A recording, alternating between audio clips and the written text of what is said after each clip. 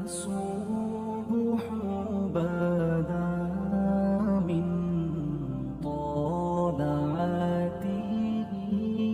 قوم میں سبت کا ذکر فرمایا اللہ نے.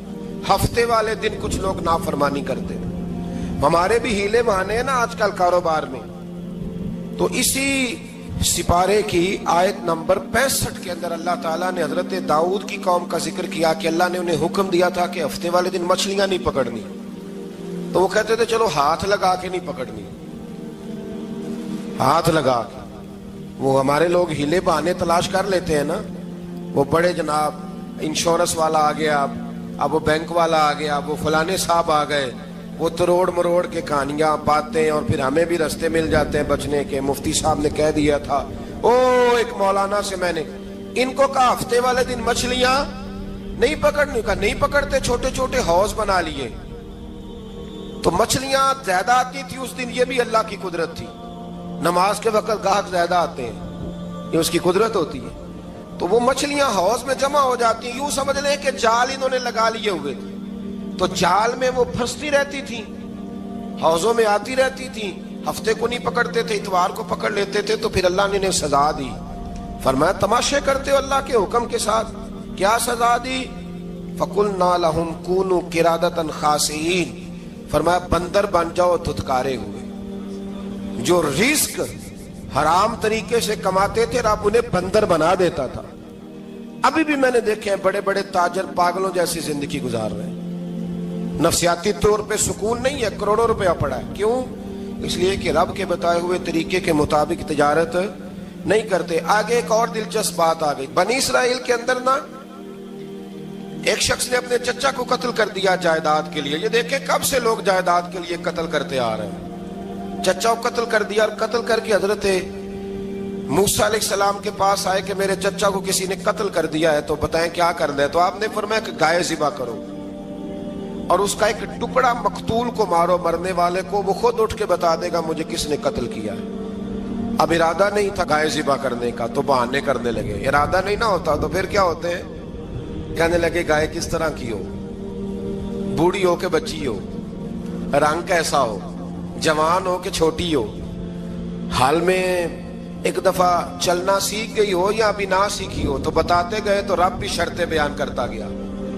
گہرے زرد رنگ کی ہو, حال کے اندر اسے نہ چلایا گیا ہو, پانی نہ نکالا گیا ہو, نہ بچی ہو نہ جوان ہو, اس کے درمیان ہو. یہ ساری شرطیں کہاں پائی جاتی تھی؟ حضرت موسیٰ علیہ السلام کی قوم کا ایک شخص تھا جو اللہ کا ولی تھا. وہ جب انتقال کرنے لگا نا, اللہ اکبر, دیکھو رب ولیوں کی اولادوں پر بھی کتنا فضل فرماتا ہے. وہ جب انتقال کرنے لگا تو ایک اس کے پاس چھوٹی سی بچیا تھی, گائے کی بچی. اس نے جنگل میں چھوڑ دی. کہنے لگا یا اللہ میں تیرے نام پہ چھوڑتا ہوں, میرا بچہ جوان ہو جائے تو اسے دے دینا, اور تو سرمایہ ہی کوئی نہیں. بچہ بڑا ہوا تو بچہ بھی بڑا نیک تھا, اپنی ماں کا بڑا فرما بردار تھا. اس کی ماں نے کہا بیٹا تیرے باپ نے ایک گائے چھوڑی تھی. تو بچہ جنگل میں گیا اور جا کے کہنے لگا اے اللہ میری گائے مجھ سے ملا دے. تو رب کریم نے وہ گائے واپس کر دی. وہ گائے گھر لے آیا. اب وہ کہنے لگا اماں بیچ دوں. تو اماں کہنے لگی بیٹا میرے پوچھے بغیر نہ بیچنا. کئی دفعہ گاہک لگے, پر اس نے کہا جب تک میری اماں نہ کہے گی میں بیچوں گا. ادھر بنی اسرائیل والے شرطیں جتنی گائے کے بارے میں پوچھ چکے تھے وہ ساری اسی گائے میں پائی جاتی تھی. تو یہ ڈھونڈتے ڈھونڈتے وہاں پہنچ گئے. تو کہنے لگے گائے چاہیے. تو اس نے کہا بھی تمہاری مرضی سے نہیں, قیمت میری مرضی کی. ایک مفسر نے تو یہاں تک لکھا ہے کہ اس نے کہا گائے ذبح کر کے نا, تو جتنا گائے کے اندر گوشت ہوگا نا اتنا ہی کھال کے اندر تو مجھے مال بھر کے دو گے, اتنے سکے بھر کے دو گے, اتنی اشرفیاں بھر کے دو گے, تو پھر تمہیں گائے دوں گا. تو پھر یہ گائے انہیں ملی اور یہ گائے لے کر کے آئے. زیادہ سوالات نہ کرتے تو زیادہ الجھتے نہ. ہم بھی دین کے معاملے میں بڑے سوال جواب کرتے ہیں. اتنا سوال کریں جتنی اس کی ضرورت ہے. ان لوگوں نے سوالات زیادہ کیے تو پھر الجھ زیادہ گئے. تو میرے بھائی اس کا ذکر بھی اللہ تبارک و تعالیٰ نے پہلے پارے کے اندر بیان فرمایا. پھر اللہ کریم نے فرمایا کہ کچھ ایسے لوگ بھی ہیں یہودیوں میں سے جن کا دعویٰ ہو گیا ہے کہ ہم اللہ کے بڑے پیارے ہیں. فرمایا یہ صرف ان کے منہ کی باتیں ہیں, یہ تو قیامت میں پتہ چلے گا نا کہ اللہ کا پیار کس کے ساتھ زیادہ ہے. اور پھر یہ بھی یہودیوں نے دعویٰ کیا ہے اسی پارے میں. اللہ فرماتے ہیں کہ ان کا دعویٰ ہے کہ ہم اللہ کے بڑے پیارے ہیں, جنت میں ہم ہی جائیں گے. تو اللہ فرماتے ہیں پھر مرنے کی دعا تو کرو, جنت میں تو مر کے جانا ہے نا.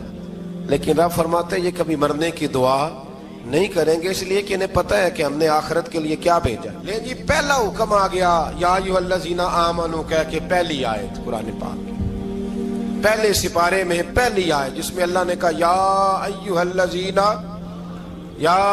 الذین آمنوا. تو پہلا حکم آمنوا کہہ کے آیت نمبر 104 میں جو اللہ نے حکم دیا ہے نا وہ نبی پاک کی تعظیم کا حکم ہے. پہلا حکم ہی اللہ نے حضور کی عزت اور ناموس کا ارشاد فرمایا. پہلا اس ترتیب کے لحاظ سے وہ ہوا یہ کہ جب نبی پاک کو بات ارشاد کرتے تو صحابہ کرام اٹھ کے عرض کرتے رائینا یا رسول اللہ, حضور سمجھ نہیں آئی ذرا رعایت کر دے. تو یہودیوں کی عبرانی زبان کے اندر نہ ذرا کھینچ کے پڑھتے تھے رائینا, تو اس کا معنی بنتا تھا معاذ اللہ اے ہمارے چرواہے. بکریاں چرانے والے کو بھی وہ رائینا کہتے تھے. تو جب صحابہ یہ کہنے لگے تو اللہ نے منع ہی کر دیا. فرمایا میرے محبوب کے غلاموں اس لفظ کے پیچھے چھپ کے, اس لفظ کے پیچھے چھپ کے لوگ میرے نبی کی بے ادبی کر جاتے ہیں. تو جس لفظ کا کوئی ایک معنی بے ادبی والا بنتا ہو وہ لفظ بھی میرے نبی کے لیے نہ کہو. لفظ وہ والے کہو جس میں کوئی بے ادبی کا معنی نکلے نہ.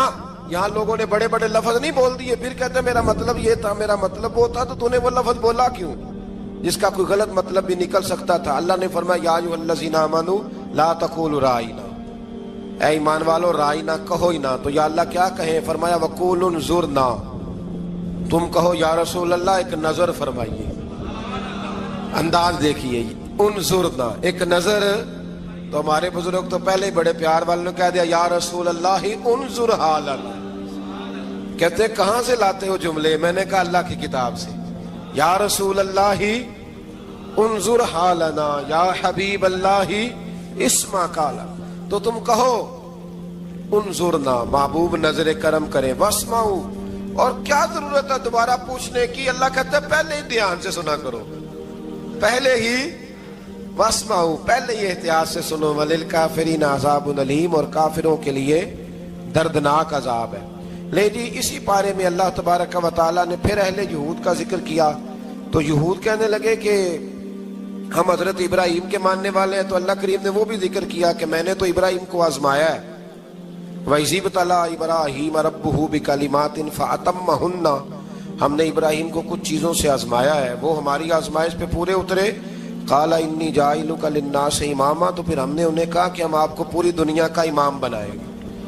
وہ آزمائش کیا تھی؟ آگ میں جانا بھی آزمائش, بیٹے کا نہ ہونا بھی آزمائش, بیٹا ہوا تو پھر اسے وادی غیر ذی زرع ان میں چھوڑ کے آنا بھی آزمائش, بڑا ہوا تو پھر ذبح کرنا بھی آزمائش. فرمایا جہاں جہاں آزمایا ہے نا ابراہیم ہماری آزمائش میں پورے اترے. فرمایا تو مفت میں حضرت ابراہیم کی اولاد بنتے ہو اور ان کا نام لیتے ہو اور ان کے ساتھ اپنا تعلق بناتے ہو, دیکھو تو صحیح وہ کتنی آزمائشوں سے گزرے. تو اس کا بھی اللہ نے اسی میں ذکر فرمایا. اور پھر وہ بات کرتے تھے حضرت یعقوب کی اور حضرت اسحاق کی. تو فرمایا وہ تو ہمارے اتنے خاص بندے تھے کہ وصال کے وقت بھی انہوں نے اپنی اولادوں کو نصیحت فرمائی تھی کہ اللہ کی توحید پہ قائم رہنا. اس کا ذکر بھی اللہ نے اسی پارے میں بیان فرمایا. اور جو حضرت ابراہیم اور جناب اسماعیل نے کعبہ تعمیر کیا تو اس کا ذکر بھی اللہ تعالیٰ نے اسی پارے میں فرمایا. فرمایا جب وہ کعبہ بنا رہے تھے تو کہہ رہے تھے ربنا تقبل منا, کہہ رہے تھے اے اللہ بنا ہم نے دیا ہے پر مہربانی فرما ہم سے قبول فرما لے. تو جو آیہ کریمہ آخر میں عرض کرنا چاہتا ہوں اس پر بھی تھوڑی توجہ فرمائیں گے تو بات بڑی نکھر کے باہر آئے گی. یہ 16ویں رکوع کے اندر اللہ نے پھر یہود کا اور عیسائیت کا ذکر فرمایا. تو اللہ کریم نے ایک بات ارشاد فرمائی. یہودیوں کے ہاں جب کوئی بچہ پیدا ہوتا تھا پیلے رنگ کے ساتھ اس کو رنگتے تھے, یا کوئی خاص رنگ تھا ان کا, بچہ پیدا ہوتا تو اس پر وہ رنگ چڑھاتے کہ یہ جی ہمارے مذہب کا رنگ ہے. ہمارے ہاں بھی رسمیں ہیں نا اپنی اپنی, معاذ اللہ اپنی اپنی نہیں ہونی چاہیے, اللہ رسول کا حکم ہونا چاہیے.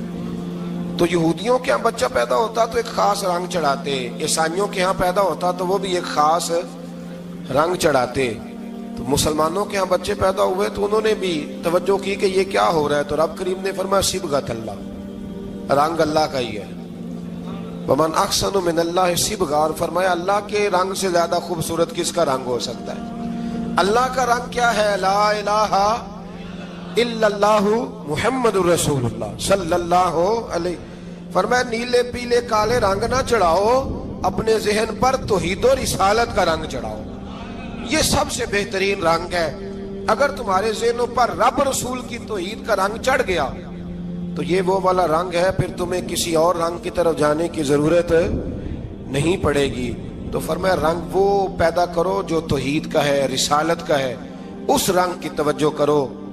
قرآن مجید کے اس پارے میں اللہ کریم نے مختلف باتیں بیان کر کے آخری رکوع میں یہ جو رنگ کا ذکر فرمایا نا، تو یہ لگتا ہے پورے پارے کا خلاصہ ہے کہ رب کریم نے فرمایا اصل بات یہ ہے کہ تمہاری سوچوں پہ رب رسول کی توحید و رسالت کا رنگ ہونا چاہیے۔ وہ ایک دفعہ مسلمہ کذاب بے ایمان کہنے لگا میں نے بنا لیا ہے قرآن پاک کا جواب، معاذ اللہ۔ جواب کیا بنایا؟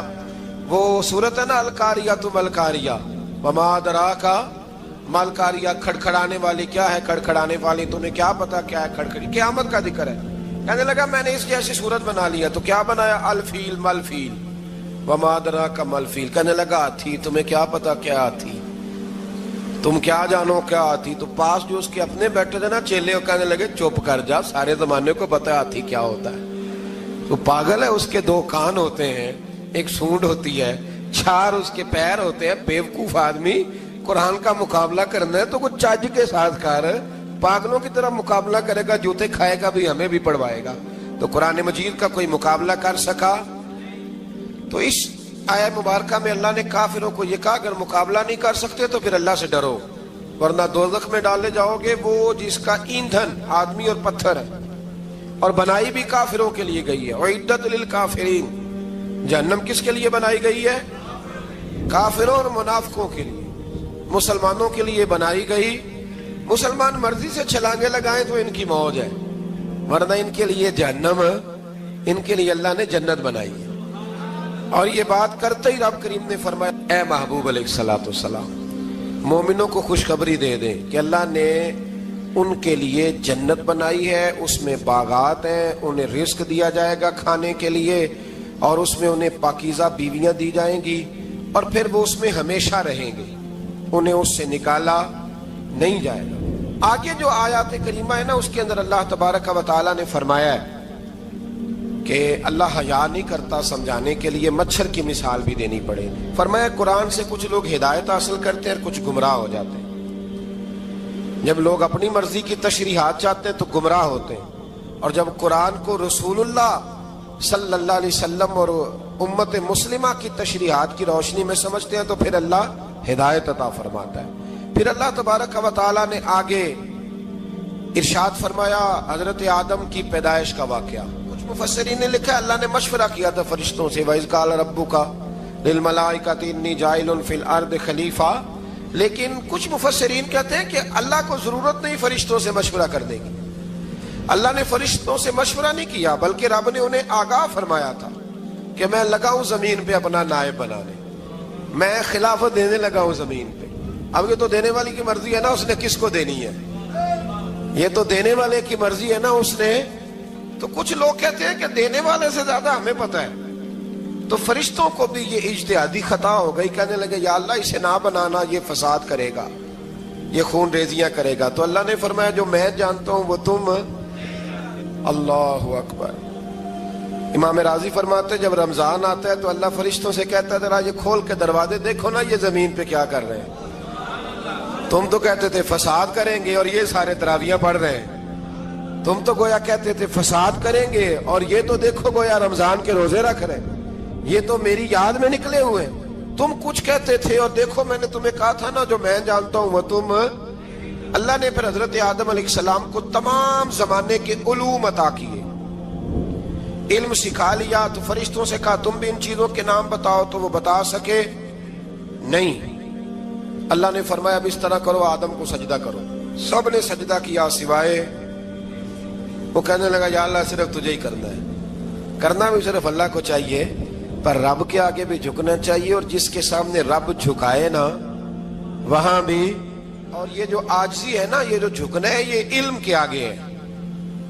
ہماری مصیبت یہ ہے کہ ہم علم کے آگے بھی گردن جھکانے کو تیار نہیں ہوتے، وہاں بھی ہم خود عالم فاضل بن جاتے ہیں. تو فرمایا کہ سب سے کہا سجدہ کرو، سب نے سجدہ کیا سوائے ابلیس کے. تو پھر ہوا کیا؟ وکان من الکافرین، وہ کافروں میں سے ہو گیا. پھر اللہ نے حضرت آدم کو اور جناب حوا کو نا مقام دے دیا جنت میں رہنے کے لیے، اور کہا سارا کچھ کھانا، درخت کے قریب نہ جانا.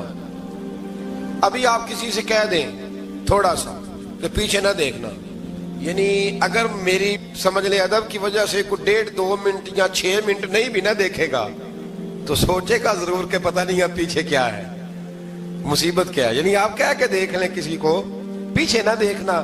فطرت ہے نا انسان کی، وہ جستجو کرتا ہے، کہا اس درخت کے پاس نہ جانا. تو حضرت حوا سلام اللہ علیہ کہتے ہیں دل میں خیال رہتا تھا کہ آخر ہے کیا درخت کے پاس. یہی انسان کا عقیدہ توحید ہے کہ جہاں سے رب منع کر دے وہاں وہ منع ہو جائے. اور یہ ان کی خطا نہیں تھی، یہ اللہ کی حکمت تھی، چونکہ رب نے تو پہلے کہہ دیا تھا بنایا ہی زمین کے لیے، تو یہ تو سارا کچھ ہونا تھا تو زمین پہ آنا تھا نا. تو حضرت حوا اور جناب آدم کے پاس شیطان آیا، اب اس کو نکال تو دیا تھا پر ابھی اس کا جنت میں آنا جانا بند نہیں ہوا تھا، یہ بھی اللہ کی حکمت تھی. تو وہ کہنے لگا تمہیں پتہ ہے بعد میں مر جاؤ گے. تو حضرت حوا کہنے لگی کیا موت بھی آئے گی؟ کہاں، اس کی تکلیف بھی بڑی ہوگی، تو پھر بچیں گے کیسے؟ تو کہنے لگے پھل کھا لو اس درخت کا. تو بچنے کے لیے پھل کھایا تھا. اس طرح لوگ آج بہت سارے کام بچنے کے لیے کرتے ہیں پر بچ سکتے، بچنے کے لیے پھل کھایا تو اللہ نے فرمایا زمین پہ چلے جاؤ. تو حضرت آدم زمین پہ آئے، پھر کئی 100 سال روتے رہے. فَتَلَقَّى آدَمُ مِن رَبِّهِ کَلِمَاتٍ، تو پھر اللہ نے خود ہی جناب آدم کو کچھ کلمے سکھائے. علامہ اسماعیل حقی فرماتے ہیں وہ کلمے یہ تھے کہ حضرت آدم نے میرے نبی کا وسیلہ پیش کیا، اللہ کریم نے جناب آدم کی دعا کو مقبول فرما لیا. پھر آگے بنی اسرائیل کا ذکر آ جاتا ہے. اللہ تعالیٰ نے بنی اسرائیل، آج آپ اسی قوم کو یہودی کہتے ہیں، ان کو اللہ نے اس زمانے میں فضیلت عطا کی تھی بہت زیادہ. تو عرب کے اندر جب نبی پاک علیہ السلام نے اعلان نبوت کیا تو کچھ لوگوں نے یہ کہہ دیا کہ اگر یہ یہودی کلمہ پڑھ لیں گے تو ہم بھی پڑھ لیں گے. تو پھر اللہ نے انہیں یاد کرایا کہ تم اصل میں کیا ہو، تمہیں کلمہ پڑھنا چاہیے. تو اہل یہود کا تذکرہ کرتے کرتے رب کریم نے ایک بات یہ بھی ارشاد فرمائی کہ تم لوگوں کو تو کہتے رہے ہو کہ وہ نبی آنے والے ہیں، وہ نبی آنے والے ہیں، اور جب آ گئے ہیں تو ماننے کو تیار نہیں ہو. تو فرمایا تأمرون الناس بالبر وتنسون انفسکم وانتم تتلون الکتاب، لوگوں کو بھلائی کا حکم دیتے ہو اور اپنے آپ کو بھول جاتے ہو. افلا تعقلون، تمہیں عقل نہیں؟ پھر اللہ نے انہیں یہ بھی یاد کرایا کہ یاد کرو وہ زمانہ کہ جب فرعون نے خواب دیکھ لیا تھا کہ کوئی بچہ اس کی سلطنت کو تباہ کرے گا، تو پھر اس نے تمہارے بچوں کو ذبح کرانا شروع کیا اور تمہاری بیٹیوں کو چھوڑتا تھا. فرمایا یہ بھی تو تم نے دیکھا، میں نے تمہیں پھر تم سے کہا جہاد کرو قوم عمالقہ کے خلاف، تو مقام طیہ میں جا کے یہ لوگ کہنے لگے ہم سے جہاد نہیں ہوتا. اللہ نے انہیں ایک میدان میں قید کر دیا. بڑی دلچسپ بات، قید تو لوگ ہوتے ہیں نا چار دیواری میں، تو اللہ نے بنی اسرائیل والوں کو جب انہوں نے کہا جہاد نہیں کریں گے تو اللہ نے میدان میں قید کر دیا. میدان میں، یہ یاد رکھیں، جب انسان اللہ کی نافرمانی کرتا ہے تو اسے ایسی قید ملتی ہے جس کا اس نے تصور بھی نہیں کیا ہوتا. ایک میدان ہے مقام طیہ، قید ہو گئے. سارا دن سفر کرتے تھے، سارا دن، تو رات کو تھک کے سوتے تھے، صبح اٹھتے تھے نا جب، تو وہیں ہوتے تھے جہاں کل صبح چلے تھے. تو رب جب کسی کو قیدی بناتا ہے تو اسے زنجیروں کی، سلاخوں کی ضرورت. دعا فرمائے اللہ تبارک و تعالی غموں سے نجات عطا فرمائے. یہ دعا فرمائے، ایسی قید دیتا ہے کہ جس سے پھر چھٹکارا ہو سکتا. تو بنی اسرائیل کا بہت زیادہ تذکرہ اس بارے میں اللہ تبارک و تعالی نے پھر بیان کیا، اور پھر کہا کہ انہیں جو حکم دیا جاتا تھا یہ اس کی سرتابی کرتے تھے. پھر اللہ نے ان پر ذلت نازل کر دی اور یہ ہمیشہ اس کا شکار رہے. بنی اسرائیل کے اندر ہمیشہ نبی اور بادشاہ موجود رہتے تھے. ایک وقت ایسا آیا کہ بنی اسرائیل میں کوئی نبی نہیں تھے، اور بنی اسرائیل کا جو اپنا علاقہ تھا نا وہ ملک شام ہے. تو قوم عمالقہ ایک قوم تھی اور بڑے سخت گیر لوگ تھے. انہوں نے بنی اسرائیل والوں کے ساتھ لڑائی کی، جہاد کیا اور انہیں ان کے علاقے سے نکال دیا. اور کچھ حضرت یوسف علیہ السلام کے زمانے میں ویسے بھی ایک بہت بڑی تعداد جا کے مصر میں آباد ہو گئی تھی۔ اب یہ ہوا کہ ان کے پاس کوئی بادشاہ نہیں ہے، یہ بار بار دعا کرتے ہیں، التجا کرتے ہیں، تو اللہ تعالیٰ نے ایک پیغمبر انہیں عطا کیے جن کے مختلف نام کتابوں میں ہیں۔ صدر الافاضل رحمۃ اللہ علیہ نے تفسیر خزائن العرفان کے اندر ان کا نام حضرت شمویل علیہ السلام لکھا ہے۔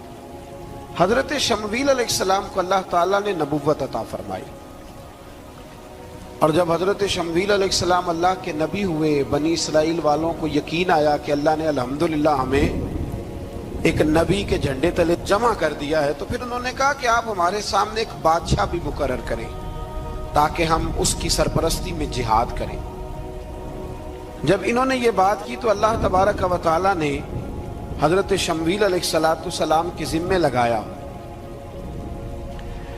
تو ایک اس زمانے میں اللہ کے نیک بندے تھے، جناب طالوت علیہ السلام ان کا نام تھا۔ تو حضرت شمویل علیہ السلام نے انہیں کہا کہ اللہ کریم نے نا تمہارا بادشاہ طالوت کو بنایا ہے، ان کا نام بھی قرآن مجید نے ذکر فرمایا ہے۔ تو بنی اسرائیل کے لوگ کہنے لگے یہ تو غریب آدمی ہے، وہ بکریاں چرایا کرتے تھے، لیکن علم میں بڑے پختہ تھے، وجود میں بڑے طاقتور تھے۔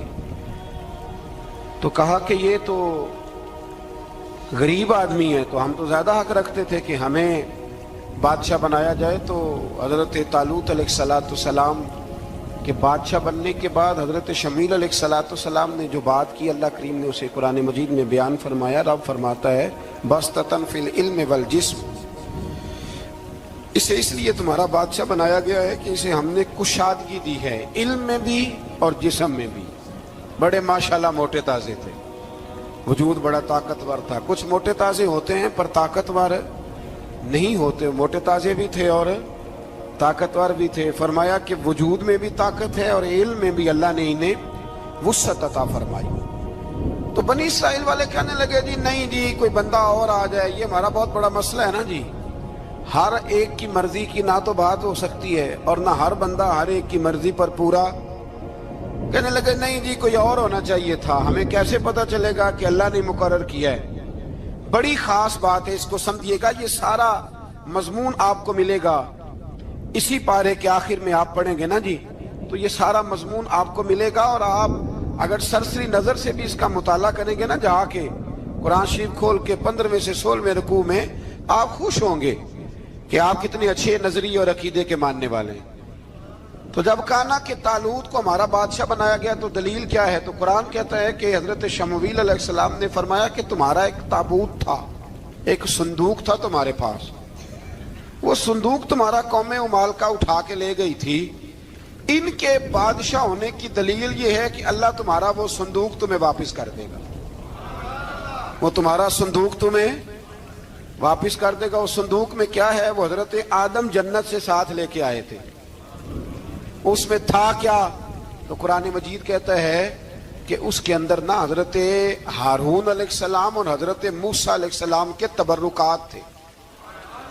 تبرکات، کل میں ایک مولوی دیکھ رہا تھا بیچارہ، ایک بندہ نا مسجد نبی کے ساتھ غلاف اور شاید کوئی کفن تھا، وہ مسجد نبی کی دیواروں سے مس کر رہا تھا، تو وہ کہہ رہا تھا نہیں اس سے کیا ہوتا ہے، تبرک کوئی چیز نہیں، اچھے اعمال کی وجہ سے بندہ بخشا جائے گا۔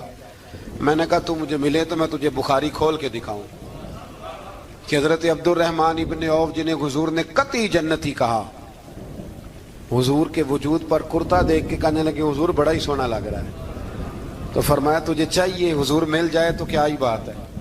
نبی پاک نے عطا کیا تو صحابہ کہنے لگے عبد الرحمن آپ کو تو ضرورت نہیں تھی، آپ کے پاس تو بڑے لباس ہیں، تو یہ کرتا حضور نے قبول کر لیا، کوئی لے کے آیا اور آپ نے مانگ لیا، تو وہ رو پڑے، کہنے لگے پہننے کے لیے نہیں مانگا، یہ حضور کے جسم سے لگ گیا ہے، میں نے کفن بنانے کے لیے مانگا ہے۔ تو کہتا ہے حضور کے تبرک میں خیر کوئی نہیں۔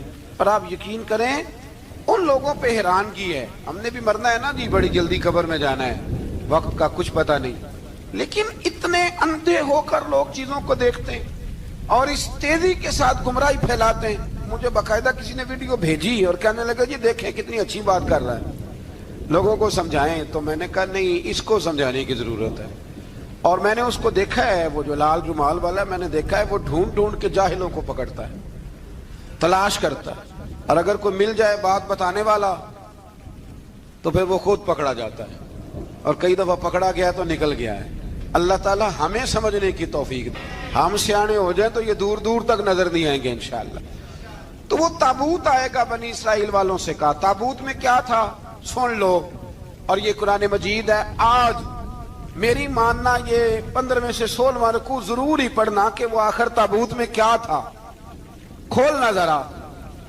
قرآن مجید کہتے ہیں کہ حضرت موسیٰ علیہ السلام اور حضرت ہارون کے تبرک تھے. تو تبرک کیا تھے؟ تمام مفسرین نے لکھا ہے کہ حضرت موسیٰ کا ایک کرتا تھا, ایک ڈنڈا تھا, جوتے تھے, اور جناب ہارون علیہ السلام کا امامہ شریف تھا, اور تورات کی کچھ تختیاں تھیں. تو اس کا فائدہ کیا تھا؟ اس تابوت کا فائدہ یہ تھا کہ بنی اسرائیل والے جب اپنے دشمنوں سے لڑتے تھے تابوت سامنے رکھ کے دعا مانگتے تھے, اللہ انہیں کامیابی عطا کر دیتا تھا. تو قوم عمالقہ کو بھی پتہ چل گیا کہ صندوق میں کچھ شے ہے جس کی وجہ سے یہ کامیاب ہو جاتے. وہ صندوق اٹھا کے لے گئے. اب ان کی کم بختی یہ, کم نصیبی یہ کہ انہوں نے جا کے اسے روڑی پہ پھینک دیا. جب روڑی پہ پھینکا تو ان کے اندر بیماریاں آ گئیں, وبائیں پھوٹ پڑی, مرنے لگے, وجود پھولنے لگا.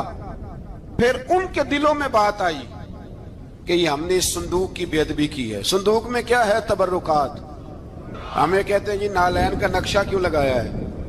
تمہارے تو بزرگوں کا عقیدہ ہے سر پہ رکھنے کو مل جائے اگر نقش نالے پاک حضور تو پھر کہیں گے کہ ہاں تاجدار ہم بھی ہیں. تو کہا کہ اس کے اندر یہ تبرکات تھے. انہیں بھی سمجھ میں آئی تو انہوں نے نا بیل گاڑی منگائی اور وہ صندوق اٹھا کے اس کے اوپر رکھ دیا. اب کیا ہوا؟ قرآن کہتا ہے کہ فرشتوں نے نا اس صندوق کو وہاں سے اٹھایا. مفسرین نے لکھا اس کا معنی یہ بھی ہو سکتا ہے کہ اس بیل گاڑی کو ڈائریکشن پہ لگایا. ادھر سے حضرت شمویل علیہ السلام نے جناب طالوت کو بادشاہ بنا دیا, اور ادھر سے وہ صندوق چل پڑا. کہا بھئی ہم ان کو کیسے بادشاہ مانے؟ تو فرمایا بادشاہ اس طرح مانو گے کہ تمہارا وہ صندوق آ جائے گا. اور قرآن کہتے ہیں اس صندوق میں تمہارے دلوں کا سکون ہے, اس میں تمہارے دلوں کا. اور بھائی ہماری تو کوشش ہوتی ہے بزرگوں سے کوئی چیز مل جائے, اللہ والوں کا کوئی تبرک ہمارے ہاتھ آ جائے. تو وہ صندوق آ گیا, یہ مان گئے. اب جہاد کرنے نکلے تو لڑنا تھا جالوت کی قوم کے ساتھ. وہ بڑا سخت آدمی تھا, 3 من سونا اس نے وجود پہ پہنا ہوتا تھا. اس کی قوم سے لڑنا ہے, ٹوپی بڑی تگڑی پہنی ہوتی تھی لوہے کی. اب کون لڑے؟ ایک نوجوان تھے جن کا نام تھا داؤد علیہ السلام. وہ بھی بکریاں چرایا کرتے تھے. اور جن دنوں حضرت طالوت نکلے نا اپنی قوم کو لے کر جالوت کے خلاف لڑنے تو حضرت داؤد بھی شامل ہو گئے. اللہ جب کسی کو نوازتا ہے نا تو پھر خاص ہی کرم نوازی کرتا ہے. مفسرین نے لکھا جب یہ جا رہے تھے نا, وہاں جا رہے تھے تو رستے میں انہیں 3 پتھر مل گئے. انہوں نے وہ تینوں پتھر اٹھا لیے. اس زمانے میں پتھر پھینکنے کے لیے چھوٹی چھوٹی لوگوں کے پاس چیزیں ہوا کرتی تھی. اس کو کوپھن بھی لوگ کہتے تھے, منجنیک, اس کو سامنے رکھ کے پھر بنائی گئی. تو آپ کے پاس بھی وہ آلہ تھا جس سے دشمن پر پتھر مارے جاتے تھے. تو آپ وہ مشین لے کر, وہ آلہ لے کر وہاں پہنچے ہوئے تھے. 3 پتھر آپ کے پاس تھے. آپ فرماتے اس دن میں بڑا بیمار تھا, اتنا بیمار تھا کہ میرا رنگ پیلا ہو گیا. اب وہ جالوت کے سامنے کوئی نہیں جاتا تھا. تو جناب طالوت کہنے لگے کہ جو جالوت کو مارے گا نا, یعنی ان کے بادشاہ کو اس قوم کے, تو میں اسے اپنی آدھی سلطنت بھی دے دوں گا اور اپنی بیٹی کا نکاح بھی اس کے ساتھ کر دوں گا. دیکھیں اللہ نوازتا ہے تو کس انداز میں نوازتا ہے. تو حضرت داؤد کہتے ہیں وہ دور کھڑا تھا تو میں نے نا 3 پتھر مارے. بھئی ہمت کرنا تو ہمارے ذمہ ہے کہ نہیں؟ میری ملت کا جوان کہتا ہے میں نے کرنا کرانا کچھ نہیں. یعنی اگر آپ کہیں نا کچھ کرو تو پھر وہ کوئی کام کرنے کی مطلب معاملہ. وہ مجھے کل ایک سنگی کہہ رہے تھے, کہنے لگے جی اللہ کے فضل سے کچھ بھی نہیں کرنا پڑا, مرشد نے نظر کر دی. میں کہا میں ملن گی تو میں انہوں نے سمجھاواں گا کہ کچھ کرا کے نظر کریا کرو, کیونکہ میرے وہ دوست ہیں, میں انہیں جانتا ہوں. نظر میں بڑا کچھ ہوتا ہے لیکن اللہ بھی تو بندے پہ بڑی نظر رحمت کرتا ہے نا. لیکن کہتا ہے 5 نمازیں پڑھ, رمضان کے روزے رکھ, زکوٰۃ فرض ہو تو ادا کر, یہ سارے کام کر, سچ بول, دیانتداری کر, پھر میں اپنے فضل سے تجھے جنت عطا کروں. تو یہ جو رویہ ہم نے بنایا یہ درست نہیں. تو فرماتے ہیں 3 پتھر میں نے مارے, اللہ نے اتنا فضل کیا کہ وہ بھی مر گیا, اور اسے چھو کے میرے پتھر آگے بڑھے تو اس کی فوج کے 30 آدمی بھی مر گئے. 3 پتھروں سے 31 بندے اللہ نے مار دیے. فرماتے اس لیے کہ ہاتھ میرے تھے اور طاقتیں میرے رب کریم کی تھی. تو حضرت داؤد علیہ السلام کے حصے میں جناب طالوت کی صاحبزادی بھی آئی, آدھی سلطنت بھی آئی. کافی سال حضرت طالوت حیات رہے, پھر ان کا وصال ہو گیا, تو ساری سلطنت حضرت داؤد کو ملی, اور پھر اللہ تبارک و تعالیٰ نے انہیں نبوت بھی عطا فرمائی. یہ دنیا میں واحد پیغمبر ہیں جو بیک وقت نبی بھی تھے اور بادشاہ بھی تھے. اور پھر اللہ نے فضل فرمایا, انہوں نے بڑی بڑی فتوحات کی. اور پھر حضرت داؤد کے صاحبزادے کا نام حضرت سلیمان علیہ السلام, پھر ان کے صاحبزادے کا نام حضرت. تو یہ ہوا کیسے؟ یہ سارا کچھ اللہ تبارک و تعالیٰ کے فضل سے ہوا, اس کے کرم سے ہوا. اب اس واقعہ سے ہمیں کیا پتہ چلتا ہے؟ ہمیں یہ پتہ چلتا ہے کہ رب جب فضل فرمائے نہ کسی پہ بھی, تو ہمیں اس بندے کو دیکھ کے راضی ہونا چاہیے, کوئی شکوہ نہیں کرنا چاہیے. اور دوسری بات یہ سمجھ لینا چاہیے کہ حکومتیں, مال, دولت یہ صرف سیاستوں سے نہیں ملتی, یہ خدا کے فضل سے ملتی. اور یہ بھی سمجھ لینا چاہیے کہ جو بزرگوں کے تبرکات ہوتے ہیں ان کی کیا ہی بات ہوتی ہے. چند باتیں ایسی تھیں کہ میرا دل کرتا تھا ان کو دہرایا جائے, اور خاص کر کے ان باتوں پر توجہ کی جائے. یہاں نا اللہ تبارک و تعالیٰ نے ان باتوں میں سے ایک بات کا ذکر فرمایا ہے. یہاں 207 نمبر جو آیت ہے نا اسی پارے کی, اس میں اللہ کریم نے فرمایا کچھ لوگ ایسے ہیں جو اپنی جانیں ہی اللہ کے حوالے کر دیتے ہیں. زندگی کا مقصد دین ہوتا ہے, لٹا دیتے. یہ نازل کب ہوئی؟ یہ آیہ مبارکہ حضرت صہیب رومی کے بارے میں نازل ہوئی. حضرت صہیب رومی رضی اللہ تعالیٰ عنہ بڑے مالدار تھے. مکے سے جب چلے نا تو سارا مال مکے میں چھوڑ دیا, اس لیے کہ اللہ کے رسول مدینے چلے گئے. فرماتے ہیں پھر میں نے مال و دولت کی پرواہ نہیں کی, پھر میں نے یہ سوچا کہ میں نے اپنے حبیب کے پاس طیبہ کے لیے جب نکلا تو کفار نے, قریش مکہ نے روکا, ہم نہیں جانے دیں گے. حضرت صہیب رومی فرمانے لگے بھی سنو, میں کمزور نہیں, میں طاقتور آدمی ہوں, اور تم میں سے کوئی ایسا مائی کا لال نہیں جو تیر چلانے میں مجھ سے زیادہ سیانا ہو, تلوار چلانے میں مجھ سے زیادہ عقل مند ہو. جانا مدینے میں نے ہے. اب یہ ہے کہ تم بتاؤ میرے ساتھ تیروں تلواروں سے لڑو گے یا میں تمہیں ایک سودا بتاؤں, وہ سودا کرو گے؟ قریش کہنے لگے سودا کیا ہے؟ کہنے لگے میرا بڑا مال ہے, میں مکے میں دفن کر کے آیا ہوں, تم مجھے مدینے جانے دو, میں تمہیں سارے مال کا پتہ بتا دیتا ہوں. ہزاروں لاکھوں میں تھا مال تجارت. دیکھیں جب صحابہ مدینے جاتے تھے تو کتنی قیمت دے کے جایا کرتے تھے. تم مجھے جانے دو, میں تمہیں وہاں کا پتہ بتاتا ہوں. انہوں نے کہا جی بات ٹھیک ہے, آپ پتہ بتا دیں. حضرت صہیب نے ساری زندگی کی جمع پونجی ہزاروں لاکھوں میں ساری دے دی اور مدینے کے لیے تیار ہو گئے. اللہ کریم نے اس بات کو بڑا ہی پسند فرمایا اور فرمایا وَمِنَ النَّاسِ مَن يَشْرِي نَفْسَهُ ابْتِغَاءَ مَرْضَاتِ اللَّهِ. فرمایا کچھ لوگ ایسے ہیں جو اپنی جانیں ہی بیچ دیتے ہیں اللہ کی رضا حاصل کرنے کے لیے, اپنی جانیں بیچ دیتے ہیں.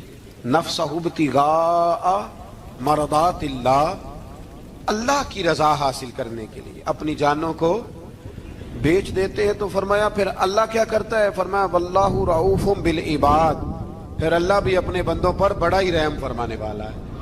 جب یہ سارا مال دے کے مدینے پہنچے نا تو ان کے استقبال کے لیے جناب عمر پہلے سے موجود تھے. حضرت عمر رسیو کر کے نبی کریم کی بارگاہ میں لے گئے تو فرماتے ہیں حضور نے مجھے دیکھتے ہی فرمایا صہیب زندگی میں تم نے بڑی تجارتیں کی ہوں گی, پر یہ جو تم نے سودا کیا ہے نا یہ بڑا ہی نفع والا کیا ہے. یہ جو سودا فرمایا یہ تو نے بڑا. تو دین کے لیے جب آپ کوئی کام کرتے ہیں تو یہ سودا بڑا نفع والا. ایک مضمون اور یہاں ہے 216 نمبر آیت میں, وہ بھی بڑا ہی سمجھنے والا ہے. اللہ کریم نے جب جہاد فرض کیا نا تو فرمایا کتب علیکم القتال، ہم نے تم پر قتل کرنا، قتال کرنا فرض کیا ہے۔ فرمایا ہو سکتا ہے تمہیں یہ کراہت محسوس ہو، مشکل لگے، برا لگے۔ ایک بات جو آج کی نصیحت ہے اور مضامین قرآن جو ہم سیکھ رہے ہیں اس کے اندر سے ہمیں یہ خاص چیز ہے، اس کو سمجھنا چاہیے۔ اللہ کریم نے فرمایا کہ تم پر جہاد فرض کیا گیا ہے، وَهُوَ كُرْهٌ لَكُمْ، ہو سکتا ہے تمہیں ناپسند ہو، تو ایک نہ ساری زندگی کے لیے ایک نصیحت کر دی۔ فرمایا وَعَسَىٰ أَن تَكْرَهُوا شَيْئًا، ہو سکتا ہے تم کسی چیز کو ناپسند کرو، وَهُوَ خَيْرٌ لَكُمْ، اور وہ تمہارے لیے اچھی ہو۔ اللہ اکبر، یہ وہ بات ہے اگر سمجھ میں آ گئی تو کلیجہ ٹھنڈا ہو گیا، زندگی سکون میں آ گئی۔ فرمایا ہو سکتا ہے تم کسی چیز کو ناپسند کرو اور وہ تمہارے لیے بہتر ہو۔ وَعَسَىٰ أَن تُحِبُّوا شَيْئًا، ہو سکتا ہے تم کسی چیز سے محبت کرو، وَهُوَ شَرٌّ لَكُمْ، اور وہ تمہارے لیے بری ہو، اچھی۔ بس میرے رب نے ایک بات مسلمان کو بتا دی جو جینے کے لیے بڑی کافی ہے۔ فرمایا تم میرے اور میرے رسول کے حکم پر چلو۔ کیوں؟ اس لیے کہ واللہ یعلم وانتم لا تعلمون، اللہ جانتا ہے تم نہیں جانتے۔ ہمیں بے قراری زندگی میں اس لیے کہ ہم حقیقت پسند نہیں، ہم بہانوں میں، ہم ہواؤں میں جیتے ہیں، ہواؤں میں، خیالات میں زندگی گزارتے ہیں۔ بڑا ٹائم پڑا ہے، مثلاً کتنا میرے رسول کریم صلی اللہ تعالی علیہ وآلہ وسلم نے ایک دن صحابہ سے فرمایا تمہیں حیا نہیں آتی؟ حضور کیا ہوا؟ فرمایا وہ والے مکان بناتے ہو جن میں تم رہ نہیں سکتے، وہ والا مال جمع کرتے ہو جو کھا نہیں سکتے، حیا نہیں آتی؟ عرض کی حضور حکم کریں تو محبوب فرمانے لگے جوتے کا ایک تسمہ بند کرتا ہوں تو سوچتا ہوں دوسرا بند کرنے سے پہلے موت آ جائے گی، ایک سانس اندر جاتی ہے تو دوسرا آنے سے پہلے میں یاد کرتا ہوں کہ مجھے دنیا سے جانا ہے۔ تمہیں حیا نہیں آتی؟ وہ مکان بناتے ہو جن میں رہ ہی نہیں سکتے، وہ مال جمع کرتے ہو جو کھا، حقیقت پسند نہیں بھائی۔ ہم بہت سارے لوگ ہیں بڑی باتیں سناتے ہیں، بڑی، میں کہتا ہوں اصل میں نا زیادہ باتیں سنا کے نا بیچارہ اپنے آپ کو مطمئن کرنا چاہتا ہے، اصل بات یہ ہے کہ اندر سے نا ہلا ہوا ہے، کچھ بھی نہیں، بڑا زیادہ ہنستا ہے اور مجھے لگتا ہے کہ کوئی گہرا زخم چھپا رہا ہے۔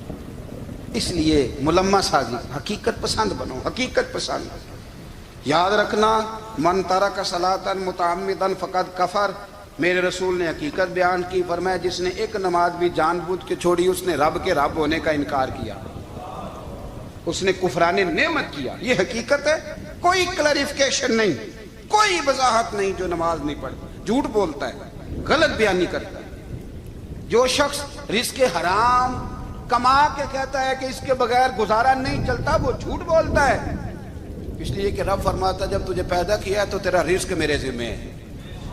اللہ فرماتا ہے کہ لا یکلف اللہ نفسا الا وسعہا، میں کسی پر وہ بوجھ نہیں ڈالتا جو اٹھا نہ سکے۔ نماز فرض کیا اس کا مطلب ہے ہم پڑھنے کے قابل ہیں، اس نے ہمارے ذمہ داریاں لگائی ہیں تو مطلب یہ ہے کہ ہم ذمہ داریاں ادا کرنے کے قابل ہیں، ورنہ وہ کہتا ہے میں وہ بوجھ ڈالتا ہی نہیں جو تجھ سے اٹھایا نہ جائے۔ اگر چاہتے ہو کہ زندگی میں اطمینان ملے تو خدا را حقیقت پسندوں والی زندگی گزارو۔ یہ فضاؤں میں زندہ رہنا، ہواؤں میں، اللہ بڑا معاف کرنے والا ہے، اللہ بڑا کریم ہے، معاف کر دے گا، تو بھئی یہ بات صحابہ کو بھی پتا تھی، یہ اہل بیت کو بھی خبر تھی، تو وہ تو ایک ایک بات کا لحاظ کرتے تھے۔